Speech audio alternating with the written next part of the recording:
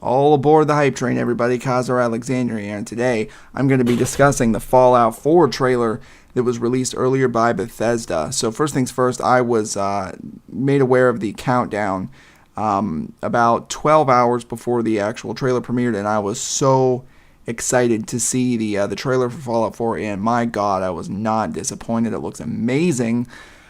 So many things to talk about.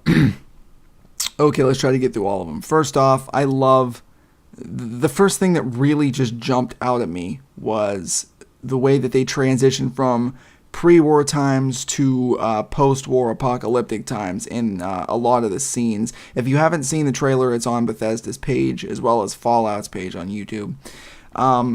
It starts with that TV and the old broken down kind of room, and you can liken that to the first Fallout game, which starts in a similar way in the opening cinematic, except that particular one I think takes place in Los Angeles, if I can remember correctly. So kind of a throwback, and I love it. So then you see a German Shepherd dog, and he's walking through this house, and it's flashing back and forth to the family that used to live in the house, how the house used to look to what it is now, which is basically just kind of a rundown house, run-of-the-mill, what you would expect for a Fallout game, with a German Shepherd dog now walking through it, who you would assume to probably be a companion in the upcoming game, although I've heard a lot of jokes that he might be the main character.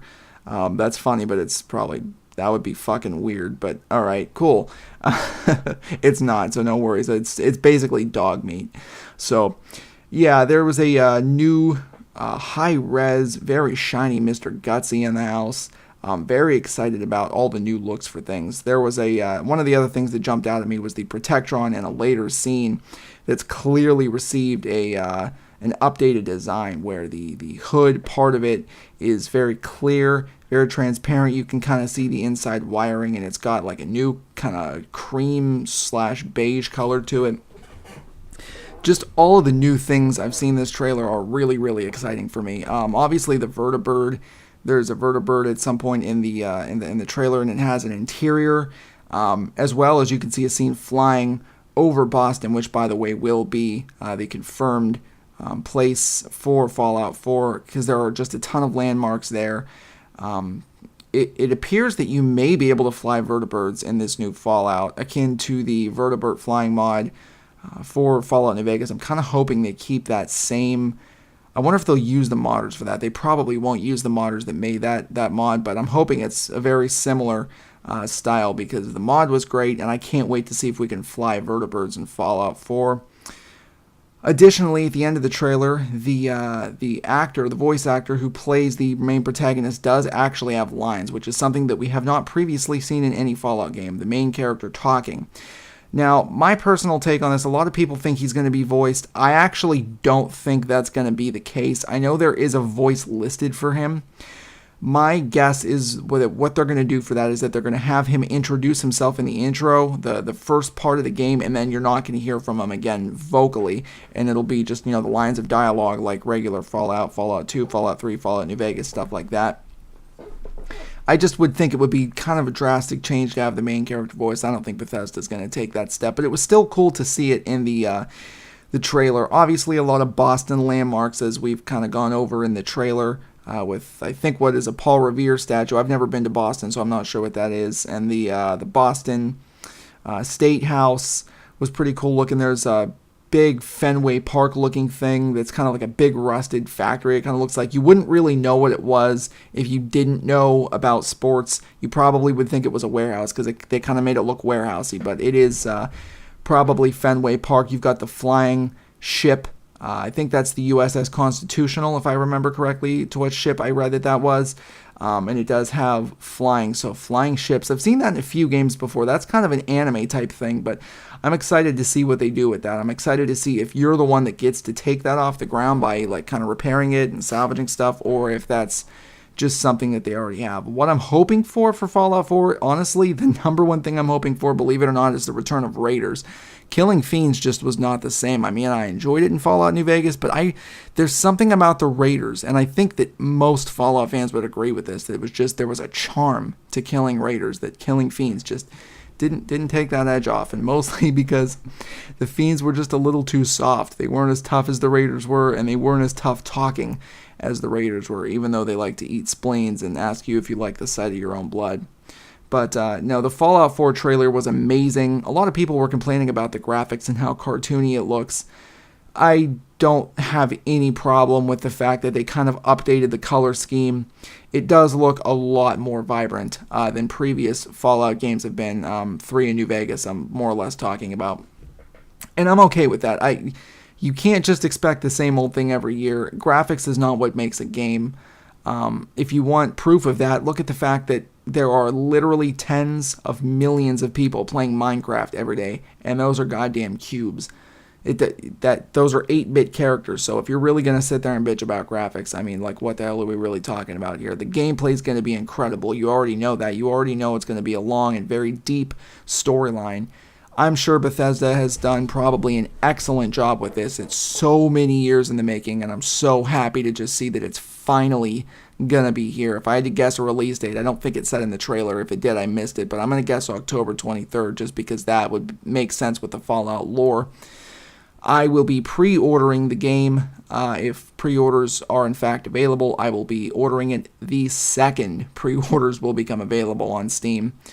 Yeah, I can't wait for this. It's going to be absolutely incredible.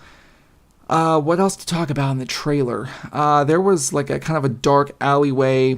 It's named after a street. I don't recall the name of the street because, again, I'm not really familiar with Boston, which I guess this game is going to probably help me with to a large extent. And what looks to be the mysterious stranger standing in the shadow. And then at the tail end of the trailer, right before the dog and the Vault Dweller, who is, I told you guys was voiced, come into the picture, you see a suit of power armor sitting in an old abandoned garage. And if you really take a look in the background, there's a lot of kind of throwbacks to other Fallout games. There's a shelf just chock full of energy weapons back there. That was the first thing I noticed about that particular scene. That seemed to be the most popular of all the concept art, was that particular scene in the garage. The bobblehead collection does appear to be sitting in the back as well. There's a Galaxy News radio poster. I'm not sure if it was in that scene or in a different scene, but there was a Galaxy News thing, so you know they'll be coming back. And as far as the creatures, we did get to see Eyebots, Protectrons, Super Mutants, Deathclaws, and some kind of new little hermit crab looking thing. That I'm not sure what we're going to see. And obviously we got to see ghouls as well. And boy, am I excited for the updated ghoul animations. They look amazing. They're so intense. They just fly at you. Because I always thought ghouls in Fallout were, A, really underpowered, and B, just not very ghoul-like. Look at it this way. The reason I never watched The Walking Dead is because I feel like you could very easily outrun zombies. Because they walk, and you have the ability to run. It's like getting hit by a train. You can see it coming a mile away, and if you don't step to your left, you're kind of a moron, or you're suicidal, one or the other. With these ghouls, these are actually going to look like they're going to be able to demolish you if you don't plan for them. I'm really excited about that. I'm hoping for some customization in Fallout 4, like being able to customize power armor, make it a different color, and things like that. Kind of like what we saw in the original Halo series, being able to choose the color of your suit of armor for Master Chief. I'm hoping to see that as an additional feature there in Fallout 4, but everything just looked great in the trailer. I'm so excited. Now, what this means for the channel, I will be playing it on the channel, obviously, because I wouldn't be doing my job otherwise. I haven't decided yet whether I'm going to do my own personal playthrough before I start recording. I can see the pros and cons of doing it both ways, because if I want to play it first by myself, I'm going to really be enhancing my own experience with the game, and I have been waiting a great number of years, as we all have, to experience this game. At the same time, I do weigh that with the balance of the fact that if I were to put it up immediately, I would be one of the first YouTubers ever to review one of the greatest games probably that's ever going to come out. So I do weigh both of those. I kind of lean towards playing it myself first, just because I really... Not that recording it would ruin the experience, but kind of it takes away from it because I'm not really so immersed as when I can do it by myself. But we'll see what happens. I'm open to doing it both ways. I'm just so happy that it's finally here, and there's going to be more at E3 June 14th. Bethesda will probably be releasing a good deal of gameplay footage. As I said, if you haven't seen the trailer for Fallout 4, check out Bethesda's page on YouTube. They have it up. Or you can check out their Facebook page. It'll have a link to the trailer as well. So yeah, Fallout 4 finally announced. So happy about it. Can't wait to sink my teeth into this one. Just really, really elated to see that it's finally, after all the hoaxes, finally going to happen. So that's it, everybody. Those are my thoughts on the Fallout 4 trailer. Every single big YouTuber who's into Fallout has put out one of these today, so I figured it's 12:05 a.m. I'm a little bit overdue, but that's what happens when you have a job. So I did want to put out my thoughts on this game, on the trailer, and just on the series in general. So excited the direction it's going, and I'm glad that they chose Boston as the setting. I think it's going to be really, really fun to explore a city I don't know much about. So thank you guys very much for watching, or in this case, listening. If I know my editing very well, I will have put some of the concept art from the commercial, the trailer, up with this audio. So thank you guys again very much for watching, and we'll see you next time.